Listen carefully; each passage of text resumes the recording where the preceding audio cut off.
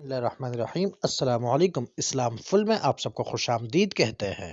آج کا ہمارا موضوع حضور اکرم صلی اللہ علیہ وسلم کی دور کی ایک ہرنی کے متعلق ہے، تو چلیے چلتے ہیں اس موضوع کی طرف۔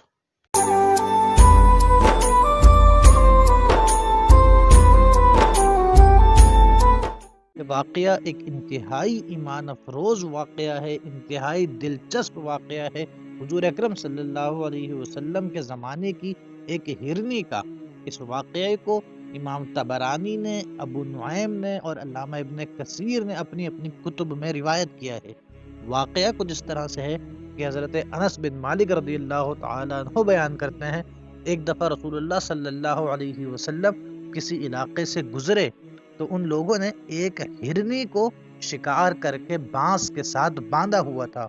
اس ہرنی نے حضور اکرم صلی اللہ علیہ وسلم کو آتا ہوا دیکھا تو عرض گزار ہوئی کہ یا رسول اللہ صلی اللہ علیہ وسلم، میرے 2 چھوٹے بچے ہیں جنہیں میں نے حال ہی میں جنم دیا ہے، بس آپ صلی اللہ علیہ وسلم مجھے ان سے اجازت دلوا دیں کہ میں ان بچوں کو دودھ پلا کر واپس آ جاؤں۔ حضور اکرم صلی اللہ علیہ وسلم نے اس ہرنی سے پوچھا، کیا واقعی تم ایسا ہی کرو گی؟ تو اس ہرنی نے کہا، اگر میں ایسا نہ کروں تو اللہ تعالیٰ مجھے عذاب دے۔ یہ سن کر حضور اکرم صلی اللہ علیہ وسلم نے آواز لگائی کہ اس ہرنی کا مالک کہاں ہے؟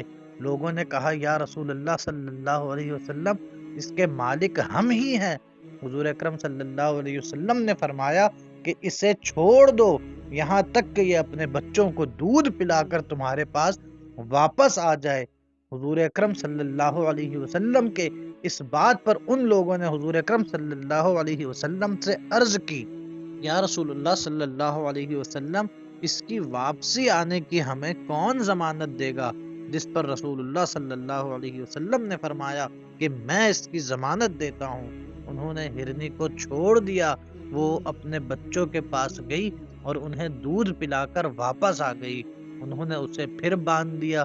جب حضور اکرم صلی اللہ علیہ وسلم نے یہ دیکھا تو پوچھا، اس کا مالک کہاں ہے؟ ان لوگوں نے پھر کہا کہ یا رسول اللہ صلی اللہ علیہ وسلم، اس کے مالک ہم ہیں۔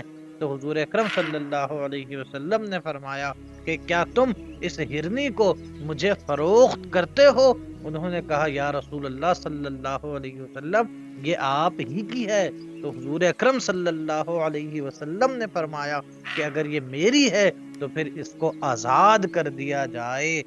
جب حضور اکرم صلی اللہ علیہ وسلم نے اس کو آزاد کرنے کا حکم دیا تو وہ ہرنی دوڑتی ہوئی نکلی اور یہ کہتی جا رہی تھی کہ میں گواہی دیتی ہوں کہ اللہ کے سوا کوئی عبادت کے لائق نہیں اور آپ محمد صلی اللہ علیہ وسلم اللہ کے سچے رسول ہیں۔